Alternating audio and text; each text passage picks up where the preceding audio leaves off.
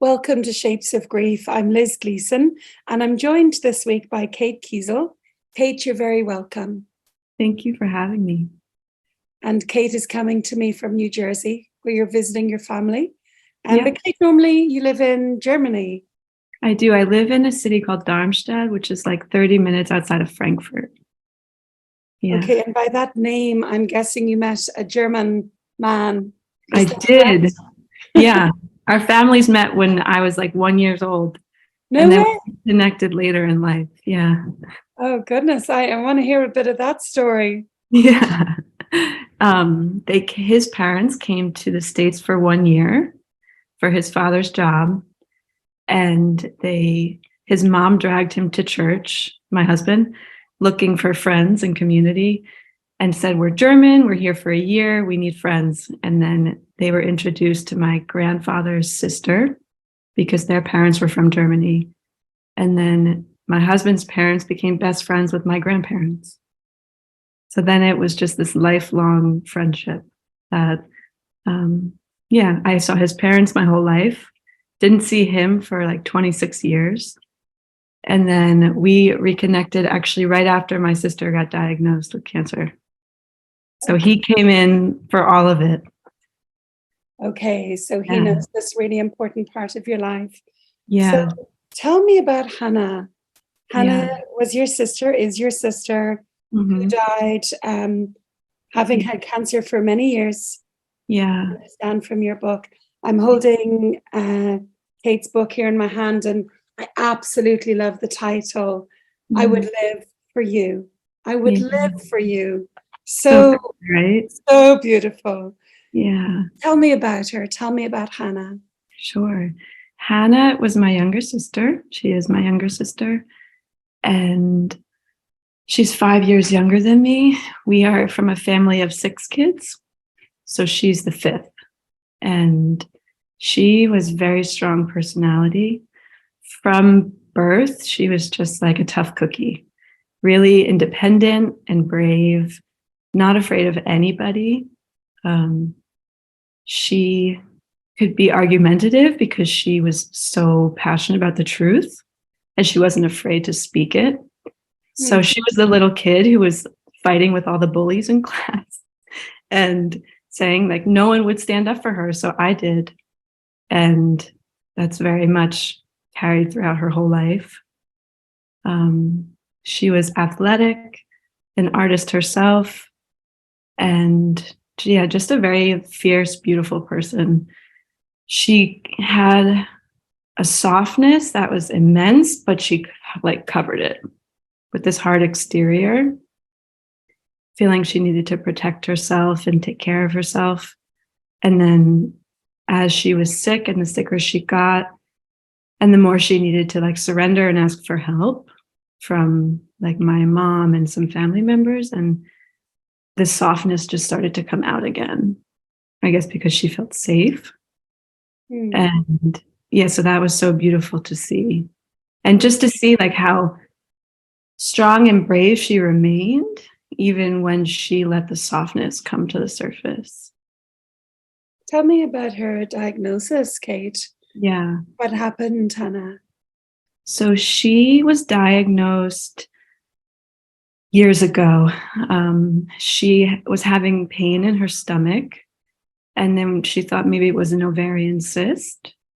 So she was heading back to university in Tennessee. I took her to the OB and he took a sonogram, decided he needed to do a biopsy. And yeah, we thought it was no big deal. And then he called, I guess, a week or so later and said to my mother, "You need to take her to an oncologist immediately because there's a big problem." And then, yeah, that's where it started. I can imagine life just changed dramatically for your whole family. Yeah, it was crazy. I, at the time, was planning to move out of state to Maine to go work on a farm and had all the arrangements settled. And then when I found that out, I didn't feel like I could leave. Like I wanted to walk through it with her. So, yeah, that was interesting, even just to learn like how to walk through a cancer diagnosis, a terminal diagnosis, when you want to be involved, but it's not your journey. So like learning how to walk alongside, but also not take things personally and give them the space to react however they react. So you've two things going on. You've got her journey, Hannah's journey through this illness. Did she know it was terminal? Did she know she would die from this cancer? Well, not at first, because when my mom told her, we were all the siblings and my parents were there to tell her, and they didn't know it would be terminal at that point. They just knew it was something very aggressive because of how many tumors she had. And then she was devastated. I think when you are the sick one, you know, like what's going on, because she was just devastated, and she says that she knew. And my mom said that she knew, but we didn't know that it was mesothelioma until they started going to specialists. Okay. Yeah. So on one hand, you've got your sister who's living this reality, and it's her body and it's her life journey. Yeah. And you're not going through that, but you're going through this, your own personal journey of, my sister is ill, seriously ill. My parents are different. My family is different. I can't carry this for her, but how do I carry it with her? Will you tell us a little bit about what that was like for you, Kate? Yeah. It was pretty horrible, to be honest. For me, like, I always choose a relationship over, I don't know, going and doing what I want. Like, I really wanted to move and do something new, but I felt like it was the wrong thing to do in the moment. So for me, I was struck with this, like, the tension of choosing my sister over this like fun farm adventure. And yeah, so I just really wanted to be there for her.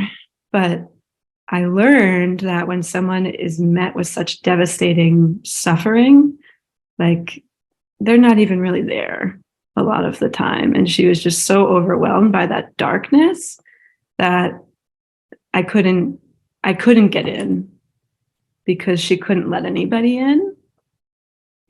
And then there was like navigating the relationship between she and my mother, because my mother is going to be her full-time care. And so they were very close, as they should be, as they're fortunate to have that, you know?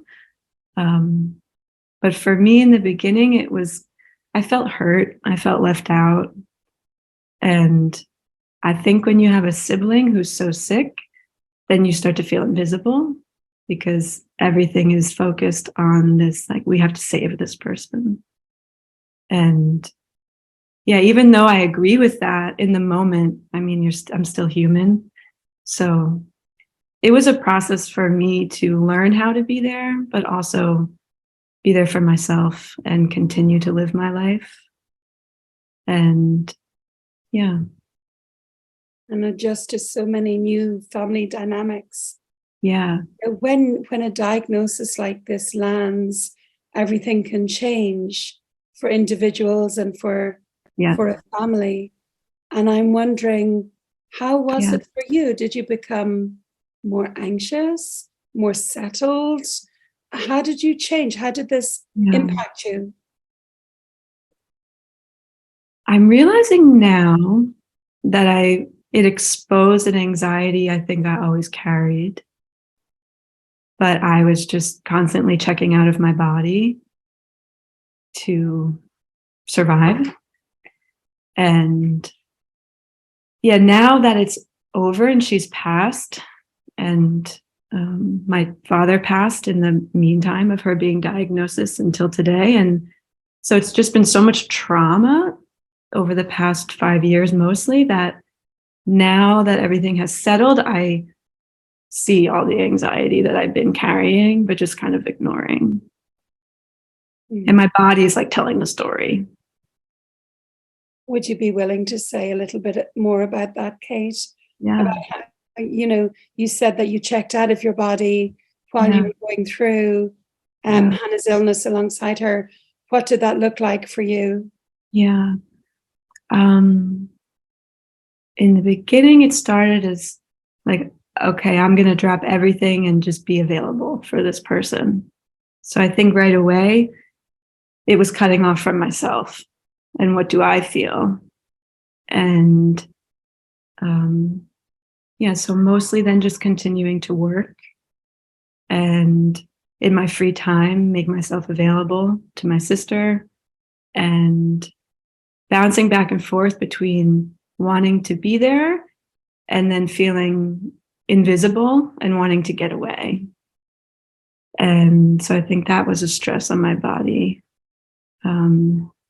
Shortly after she was diagnosed, I reconnected with my husband, my now husband. And so we started a courtship and we were writing emails to each other for the first few months.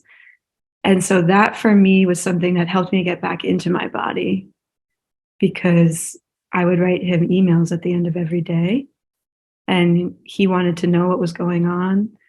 He cared and was interested. So yeah, just the act of writing helped me bypass having to speak the words out. And that was very helpful in the process. And he was someone who you weren't invisible to. Yeah. He wanted to hear your story and your experience, which is, I mean, it's so understandable. But how many people do become invisible in the shadow of somebody else's illness? Yeah. And it got to the point where I just knew like I was living with my mom and my sister at that point, and I knew I needed to move on because it was becoming very, just destructive. And I couldn't live in this atmosphere of like so much focus being on keeping this other person alive. So once I did move out, it was much better. It freed up space to, just be a person myself. And I had my husband who cared about me. And I did an extreme move. I moved to Germany, like 1 year after she was diagnosed. It's how everything came about. We got engaged and then I moved, and it was really hard to move so far. But in some ways, I think it was necessary for me to not have the option to get lost in her story. Yeah. And did Hanna understand that? Yeah. Did she think about you going to Germany? She was as supportive as I think she could have been because she was still drowning in it at that point, like the shock of what her life was turning into. Because she spent her first year going to doctors and being told that she would live for 6 months. And she was fighting that and then trying to find an alternative path. And so she was pretty heavy into her life. And she was kind about me wanting to live my own life. And that's what she would want for me and for everybody in the family. I think it was more me giving myself permission to do that. You said that Hanna was lost to you, lost to the illness, and that she was desperately trying to find a way out of this life that had been imposed on her and to survive this. Did you ever get her back? We got her back, I would say like 6 months before she died. Because she did this massive surgery about a year after being diagnosed. And then there was the rehab from that. And then once she was like, her body was healed from that and she was getting scans and she was declared cancer-free, she immediately moved back to Tennessee to finish her university degree and to work. And now I see that she was just trying to live as much of her life as she could. But at the time, even though you're so happy that your sister is cancer free, she's going to live, again, I felt like then she just disappeared and wanted to just live as much as she could in the amount of time that she had, and which is so fair. But again, relationships are so complicated that at some point I felt sad because I just missed her. Yeah. I love your honesty, Kate. I love your honesty, because there's nothing easy about accompanying a loved one who has cancer. Yeah. It can be really, really challenging. Yeah. And it changes relationships, and the dynamics have to be constantly renegotiated. Yeah. Yeah. And then there was a point, like, when she then got a scan showing that she had tumors everywhere again. She had to move back in with my mom. She had graduated and she had built up her life again back there. And so that was also, again, devastating. But then she hit this point where she surrendered to it more. And we both have faith in Jesus. And I think he really met her at that point where she was willing to be met. Before, she's a fighter. I don't know how she survived as long as she did, but that's her nature, right? Since she's born, she is just like tough. And then she hit a point where she shared that, like, she knew he would fight for her and she didn't need to do it completely on her own. And I think witnessing how well my mom carried her in the years prior, when she was first diagnosed, she just was able to let go a little bit. And then about, I would say it was like 4 to 6 months before she passed, she told me that she had this moment in the car, and she writes about it in one of her poems, where she just felt like she didn't want to do it anymore. She didn't want to fight anymore. She didn't have it in her. And God told her, like, I'm with you and we're going to go until we can't go anymore. And she said that changed everything for her, because she realized, like, I don't have to do this by myself. And all I can do is what I can do. And I'm not in control. And I can finally let go of trying to be in control. And then she just really softened. And it was like all of these lies that get put on us since birth, like our parents, generational, the lies that we do to ourselves, that we believed in order to survive, like, she just let go. And she became more like, simultaneously, like a little girl, like trusting and calm and peaceful, but still with this, like, wisdom that only someone who's dying can have. And she just carried such a grace. And in that time, we talked every day. And it was just like, there was no sense of urgency. She was just available and present when she could be. So there's something really strong in the surrendering control. This is out of my hands. I have no power over this. That actually brought her immense peace. Some people would judge that as giving up, but she wasn't giving up. She was simply stopping what was causing her suffering, which was trying to control this, something that was uncontrollable. And you say, Kate, that you spoke every day. Did you speak about her dying, her living, her wishes? What does it all mean? Did you have those conversations? It was amazing, because she wanted to go there. Like, in the beginning, she would say, like, does this upset you? Like, we don't have to talk about this if you don't want. And for me, like, I wanted to hear what she had to say. I feel like it's like the most valuable conversation we could have. And yeah, it's hearing her heart. So once we established that, like, I want to hear, then she would share. Yeah, and then in like November, she passed in February. So the November before, I talked to her, and it was the first time I said, like, hey, how are you feeling? And she said, like, honestly, like, not good. It's getting worse. And I'm really tired. Yeah.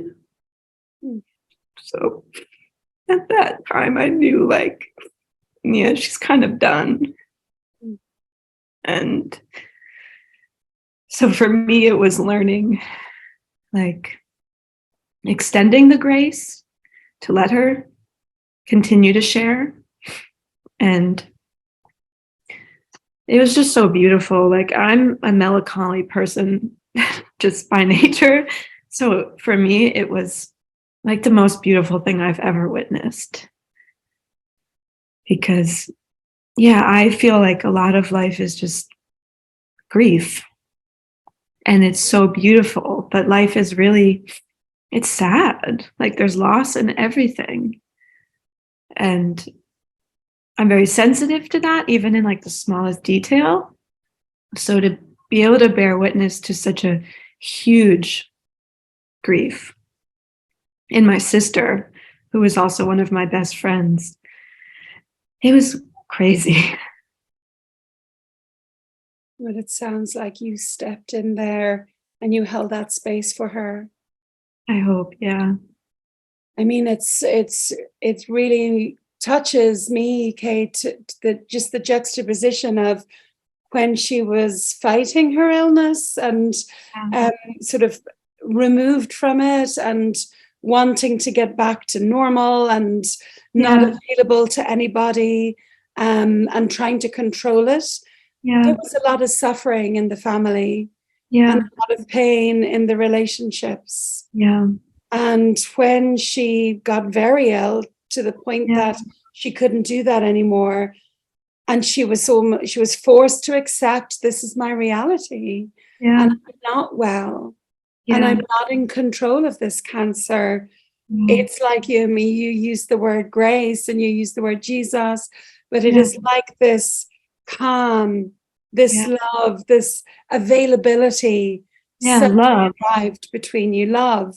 Yeah, totally.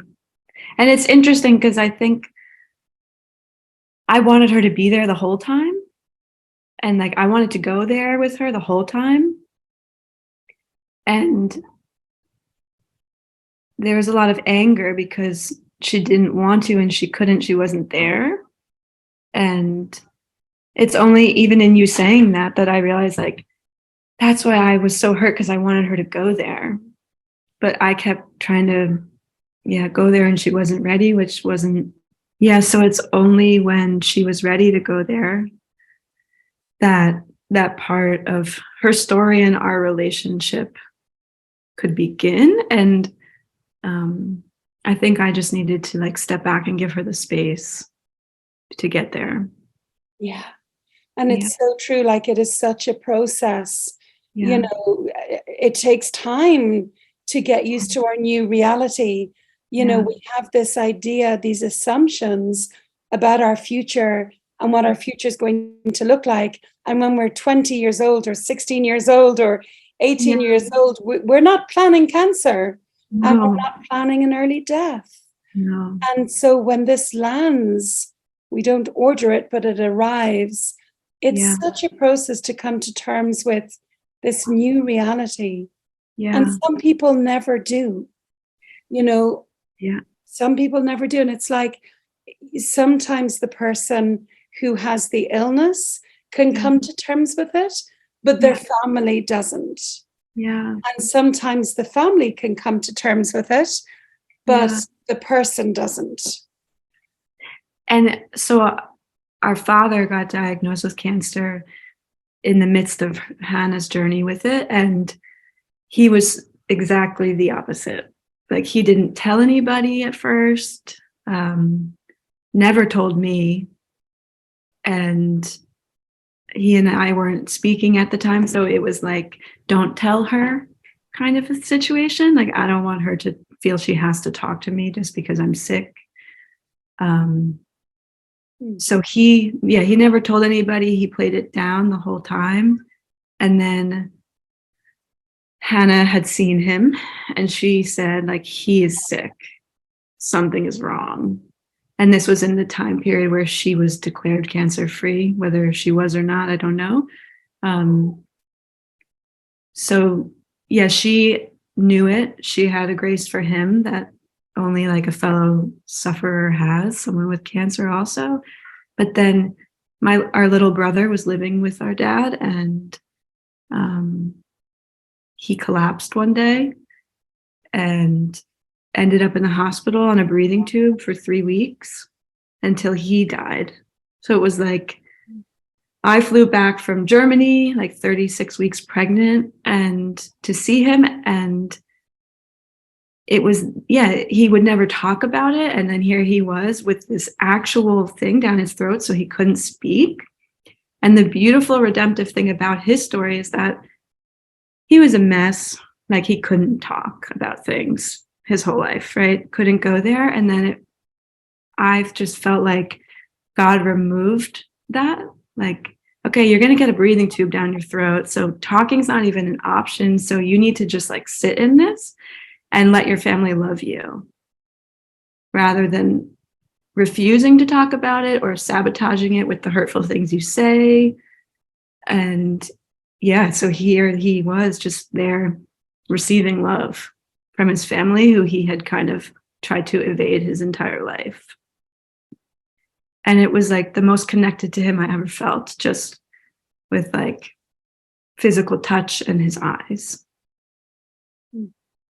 But to see the juxtaposition, I share that with, because Hanna went there. She wanted to talk about it. And he wouldn't talk about it. He was just in denial, I guess. I don't know. And it's so ironic because so many people won't talk about serious illness or dying because they don't want to upset the other person. That was totally it. But it causes so much pain at times, not for everyone. Yeah. It can cause so much pain not to talk about it. Yeah. It's scary, but it's so worth it. Did you have a moment of connection with your dad before he died? Yeah, I got to apologize, and it was just like, it was like the most special moment I ever had with him. So I'm very grateful, because if I didn't have that, it would have been a different, more complicated grief. Yeah. I'm glad you had that moment. Yeah, thank you. Kate, tell me about the book. Yeah. This is a book that Hanna started writing when she was alive, like poems about her experience with cancer. Yeah. Take us through that. Sure. So it's a collection of, I believe, like 62 poems and just musings, different writings that she had done. And they were not written for the book, actually. For her, poetry was like this secret conversation she had with herself and with God. So she had been writing for years.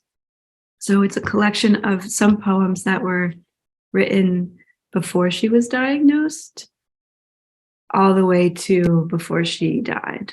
So I would say like 97% of them were just for herself. Okay. Just the processing of what was going on in her life. And we always shared what we were making with each other. I work with textiles and on a weaving loom. Yeah. And so I would always just ask her, like, what are you working on? What are you making? She also did ceramics. So we just shared this connection of art and art therapy, really, like in the not clinical way, just for our own studio practice. So it was about the time where I said that she like surrendered to her illness, and she softened and decided she was just going to spend her days doing things that brought her joy. And I suggested, like, why don't we put your poetry together and try to get it published. So she was open to that. And it never really happened. And then when I visited her in Christmas, so the December before she passed in February, before I got there, I said, like, I really want to work on this book. You've been lonely this whole time because most people with terminal cancer are older, she found. And with mesothelioma, it was like older men. So she just felt like, I go to these support groups, I can't connect because these people are either have lived their lives or they're young and they're getting their life back. I'm not. So yeah, that was my suggestion. Like, let's make a book of your poetry and treat it as like a friend for somebody who's going through a similar situation, and they won't be as alone as you were. And then you also get to, leave behind something, because she felt, since she was dying for so long, that she wasn't leaving anything, and dying so young. So then, I asked her to write a few pieces like the foreword, and then she wrote, I think, a few, like 3 poems maybe. And we talked about the cover. What would you want for the cover design? And cherry blossoms have been in her story and her artwork forever. So that just came to my mind. Like, let's do this. We have a friend who's an amazing oil painter, and we commissioned him to make the painting. And that's an amazing story, because so we reached out to commission him, and then it would be treated as a gift for my mother, the painting. And he said he wanted to do it just as a gift. So that was just like so much love and generosity. And it went from there. And then in like the last weeks of her life, because I got to be with her till the end, she was just so weak. And she had given me 6 poems, and she said, like, go through everything, do what you want. Like, I trust you. Whatever you think, like, my voice, my heart, my aesthetic. Out of everybody, she said, that I trust you. And you have like my full permission to go, just do what you think. And so that's what I did. And like the week or 2 before she died, she had this huge canvas and she wanted to paint. And she told me, like, don't tell anyone, but this is what I'm going to call the painting. And it was, I Would Live for You. So that's as soon as she passed, I was like, that's the title. And I went through months later, not right away, when I came back in the summer, her journals, the notes on her phone, and just collected all of these poems. And then I printed them all out. I sat with them and then would just like pray before I worked on it. And then they all like really just lit up and moved to where they wanted to be. And it was so amazing because it all tells her story and aligns like with her timeline, her testimony, everything. And it was unintentional.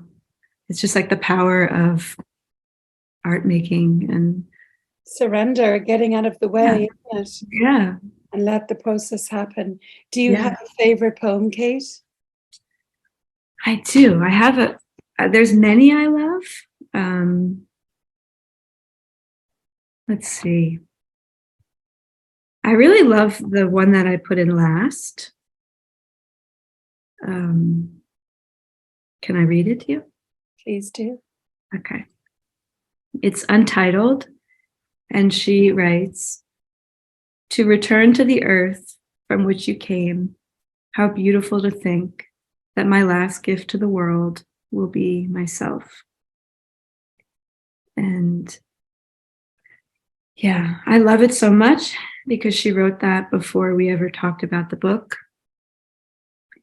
And So I know that she's talking about her physical body, but then I just thought how beautiful, like this dream she had to share her poetry. Like that's her last gift. I feel it's like this offering of herself and this pouring out of herself. Yeah. Yeah. It's so moving. Yeah. And Kate, I'm so aware there's going to be people listening who have never been through this, Yeah. who will face it at some stage, or maybe who are going through this. Yeah. There's a loved one who's got cancer and they don't know what the outcome is going to be. Yeah. What words of wisdom would you share to those people listening? I think the biggest thing I learned is not to take anything personally as you accompany somebody in great suffering, and to just know that like there are moments where they are just like lost in the darkness of their suffering. And if you can step outside of that and just love them and like help them find the light, even if it's just for a few moments a day, you're making a huge difference. And just the act of showing up, even if they're mad at you when you show up and make the effort, is huge. Yeah, she would say like some of her friends would come by and it would be awkward or she wouldn't be in the mood. And sometimes she would ask them to leave. And then later when she felt a little better, she would be moved to tears and or laughing and just say like, that was so cute that they came. And I was so rude to them, but it's where I was at.